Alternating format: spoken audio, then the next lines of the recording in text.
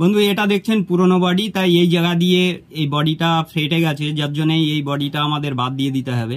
তা এই কারণে আমরা বডিটা চেঞ্জ করে নতুন বডিতে টোটাল স্পেয়ার পার্টসগুলো ফিটিং করব।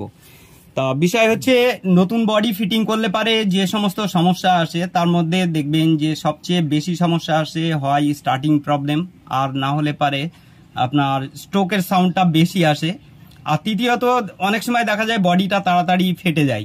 আবার মানে স্ট্রোকের সাউন্ডটা বেশি আসলে পারে বডিটা ফেটে যাবে। আর আরেকটা সমস্যা আসে যে ইঞ্জিনটা সবই ঠিক আছে, চলছে, স্টার্ট হচ্ছে, সব ঠিক আছে, অথচ দেখা যাচ্ছে যে ভ্যালভে মোবিল ওঠে না সঠিকভাবে।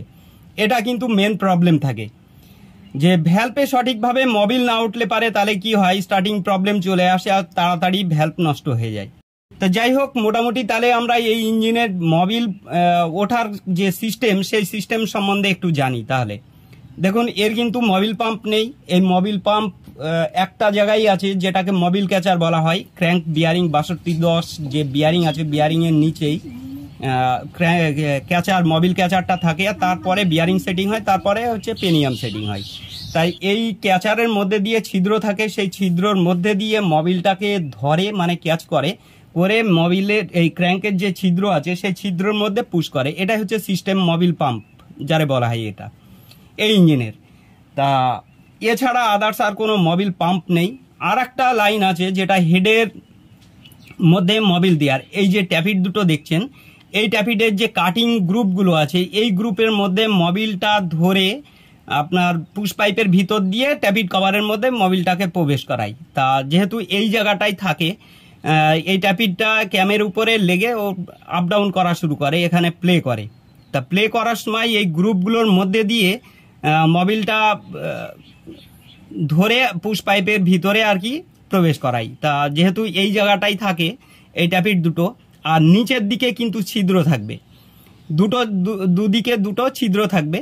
তা এই ছিদ্র দিয়ে মোবিলগুলো তুলবে, আর ঠিক এই জায়গা দিয়ে মোবিলটা ধরে আর কি এই ট্যাপিডের গ্রুপের মধ্যে নিয়ে যাবে, নিয়ে গিয়ে এখান থেকে আর কি পুশ করবে এই পুশ পাইপের ভিতরে। তা পুশ পাইপের ভিতর দিয়ে গিয়ে ট্যাপিড কভারের মধ্যে মোবিলটা প্রবেশ করায়। আর ট্যাপিড কভারের মধ্যে যখন মোবিল প্রবেশ করবে তখন কিন্তু ট্যাপিডের সঙ্গে লেগে যখন ট্যাপিডটা আপ ডাউন করে সেই সময় মোবিলটা ওর সঙ্গে লেগে চারিদিকে মানে ছড়িয়ে দেয়, দেওয়ার পরে ভ্যালভ বা স্প্রিং এইখানটাই আর কি মোবিলটা যায়।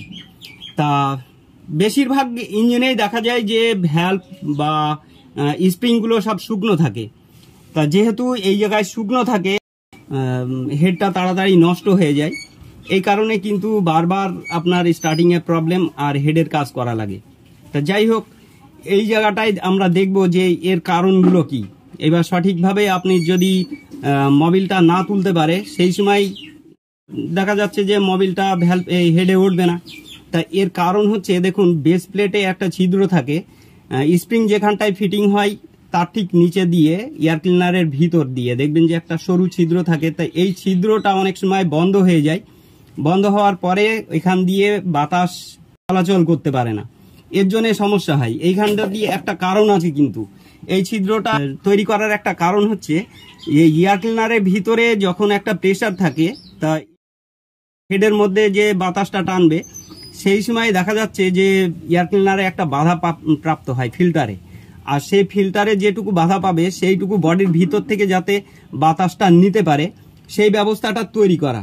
এইবার যখনই বাতাসটা টানবে তখন কিন্তু পুশ পাইপের ভিতর দিয়ে অলরেডি বাতাসটা টানতে থাকে, আর বাতাস যখন আসবে সেই সঙ্গে সঙ্গে মোবিলটা কিন্তু উপরে চলে আসে।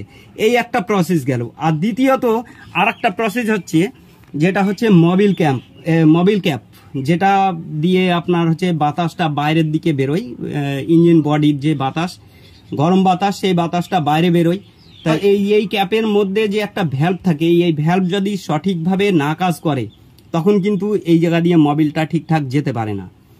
তা আমাদের তাহলে প্রথমেই করণীয় কি, এই নতুন বডি যখন আমরা কিনবো সেই সময় কিন্তু এই ট্যাপিডের জায়গাটা সঠিক আছে নাকি এই জায়গাটা দেখে নেব। অনেক সময় ট্যাপিডের জায়গাটা ক্লিয়ার হয়ে থাকে, তা এর জন্য কিন্তু মোবিলটা সঠিকভাবে পুশ করতে পারে না পাইপের মধ্যে। আর দ্বিতীয়ত বেস প্লেটের ছিদ্রটা সঠিক আছে নাকি এটা দেখব। আর তৃতীয়ত মোবিল ক্যাপ যে ভ্যালভ আছে এই ভ্যালভটা সঠিক আছে নাকি এটা আমাদের দেখে নিতে হবে। তো আশা করি বুঝতে পেরেছেন। থ্যাংক ইউ, ভালো থাকবেন, সুস্থ থাকবেন।